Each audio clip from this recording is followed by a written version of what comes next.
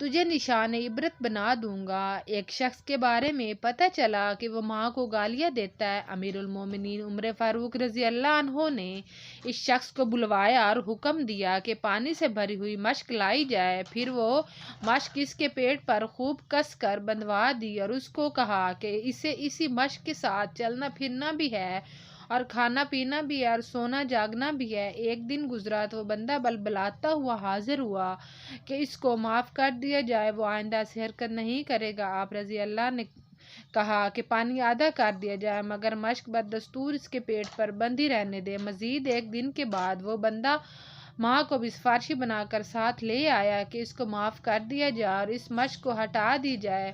وہ 2 دن سے نہ تو سو سکا ہے نہ ہی ٹھیک سے کچھ کھا سکا ہے۔